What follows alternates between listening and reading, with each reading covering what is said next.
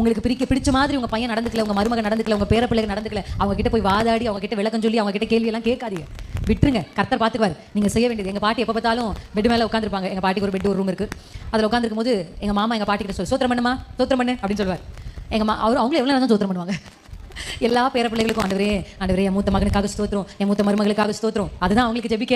அப்பதான் அவங்க ஆவிக்குரிய ஒரு சபைக்குள்ள வந்தாங்க. ஜெபிப்பாங்க, ஜெபிச்சு சொல்லுவாங்க. என் பேரன் பேத்தி எல்லார் பேரும் நல்லா ஞாபகம் இருக்கும். எல்லாரும் பேரும் சொல்லி சோத்திரம் சொல்லணும். சத்தமா எங்க மாமா சொல்லு, என்ன சோத்திரம் சத்தம் கேட்கல அப்படின்னு எங்க மாமாங்கிறது. உடனே சோத்திரம் ஆண்டவரே, சோத்திரம் ஆண்டவரே, வாழ்நாள் முழுசு எங்க பாட்டி கடைசி காலத்துல எங்களுக்காக அவங்க செஞ்சதெல்லாம் சோத்திரம் சொல்றதுதான். பாருங்க, இன்னைக்கு கர்த்தர் எங்க குடும்பத்தை எல்லாம் நல்லா ஆசீர்வதிச்சிருக்காரு. அல்லேலூயா. பேரன் பேத்திகளை நல்லா ஆசீர்வதிச்சிருக்காரு. எங்க குடும்பத்துல ஊழியர்கள் எல்லாம் கர்த்தர் எழுப்பிட்டு இருக்காரு. அல்லேலூயா. நீங்க செய்கிற அந்த ஜெபங்கள், ஒருவேளை உங்க சோத்திரம் என்ன ஜெபி பெருசா பெரிய வசனங்களோட ஒருவேளை உங்களுக்கு ஜெபிக்க தெரியல கூட, பெயர்களை சொல்லி அவர்களுக்காக நீங்க செய்கிற ஸ்தோத்திர பலிகள், அல்லேலூயா, உங்க குடும்பத்தை தழைக்க பண்ணும். பணம், பதவி, பொருள், பின்புலம் செய்யாததை ஜெபம் செஞ்சு முடிச்சிரும். அல்லேலூயா.